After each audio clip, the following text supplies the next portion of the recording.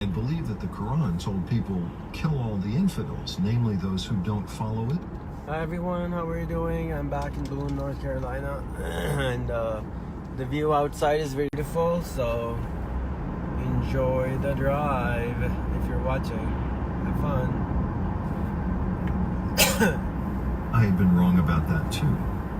It soon became clear that if people on both sides of the growing East-West divide were to more fully grasp the true meaning of the so-called violent verses in the Quran, it would contribute immeasurably to the cause of peace on two fronts.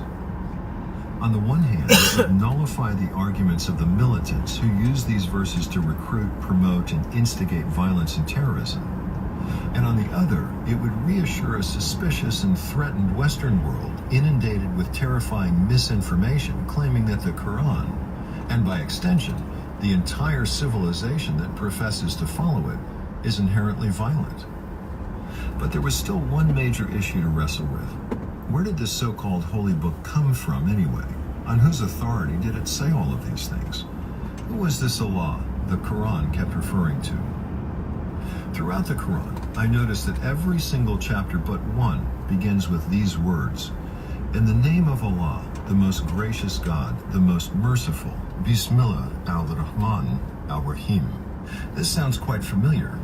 It seemed to echo, for example, the passage in Exodus where God appears to Moses to inscribe the 10 Commandments onto the 2 blank stones the prophet carries.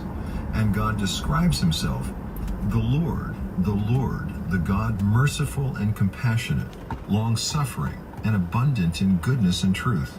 Exodus 34:6. Similar, yes, but was this a case of identity or imitation, of unity or deception? Was this Allah the text kept referring to the same as the God of the Bible, the one true God, the God of Abraham, Isaac, Ishmael, and Jacob? Or, as so many Christians seem to believe, a false God?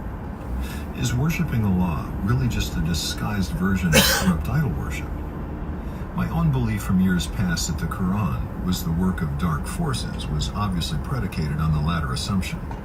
When I stormed out of that National Prayer Breakfast event in 1984, for example, after hearing the Quran read to the assembly, it wasn't simply because I didn't care for what I'd heard. It was out of the fervent belief that it was a sinister and dangerous text, an utter corruption of faith, and the product of an Allah that had nothing to do with the God I worshipped.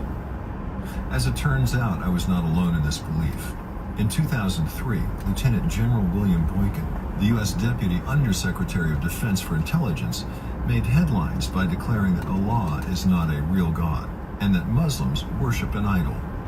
In 2005, Pat Robertson declared that the entire world was caught in a religious struggle over, quote, whether Hubal, the moon god of Mecca known as Allah, is supreme, or whether the Judeo-Christian Jehovah God of the Bible is supreme. A recent poll of evangelical Christians asked if the participants believed that their God and Allah were one and the same.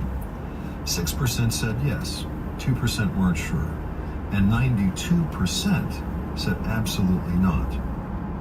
Months of reading from sources of all sorts of persuasion soon made it clear that there were compelling arguments on all sides. But I had an advantage. I had a key, the Aramaic language. Aramaic is not only considered the mother tongue of Hebrew, but also a very close cousin to the Arabic. All three are Semitic languages, and in this simple but long ignored fact lies tremendous hope for the future of our civilization. The holy books of our modern monotheistic faiths are virtually impossible to compare in their modern versions because they exist in fundamentally incompatible languages. Start with an English New Testament based on Greek or Latin, and an English Quran based in the Arabic, and you're working with apples and oranges. But start from the Aramaic, and you're on common ground. What did the Semitic languages have to say about God and Allah? The answer proved fascinating. In pre-Muhammadan times, with Abraham and the birth of the great monotheistic faiths, these words were adopted to refer to one God. The Aramaic form was Allah, the Hebrew Elohah, which became the Elohim, who does the creating in the first chapter of Genesis. Taking a closer look at our own language, I found precisely the same linguistic process. Our word God is derived from the Proto-Germanic Gott, which denotes a particular water spirit. The Latin Deus, from which we draw our word deity, in Spanish Dios, in its French form Dieu, are all descendants of Zeus, the name for the chief god in the Greek pantheon.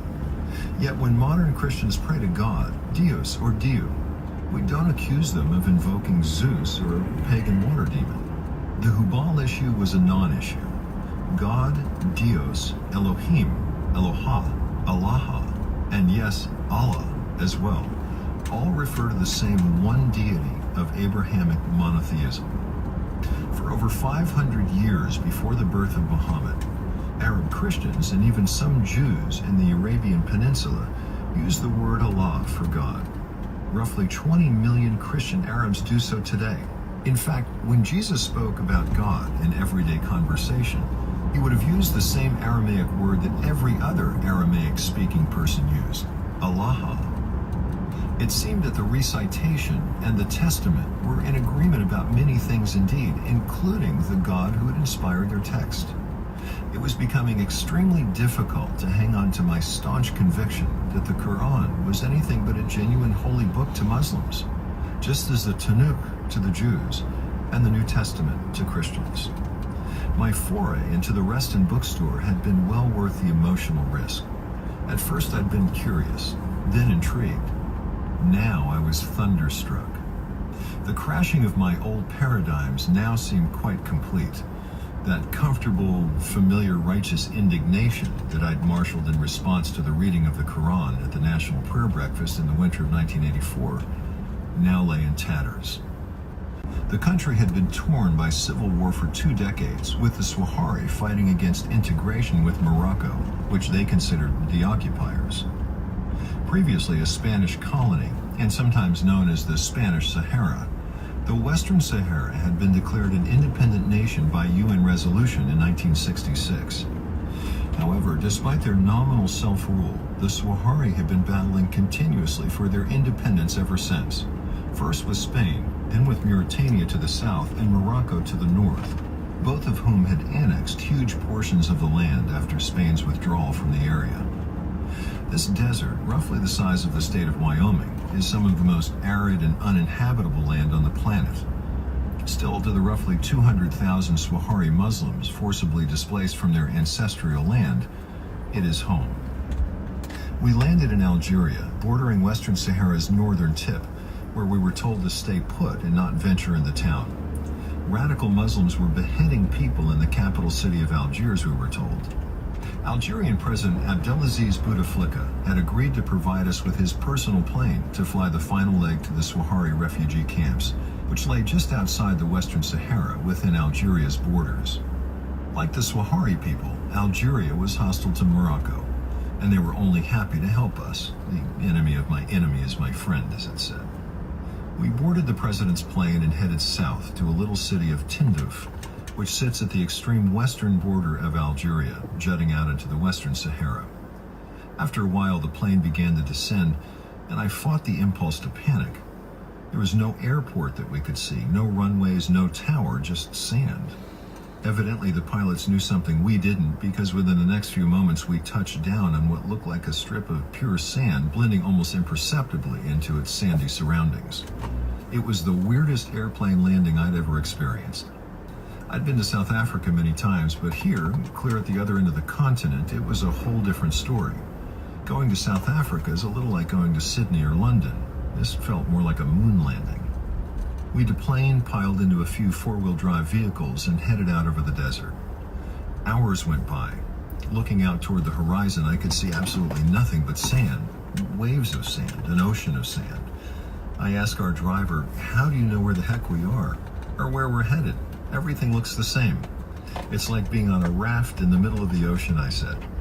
He laughed and said, "We do this many times. We know what we're doing."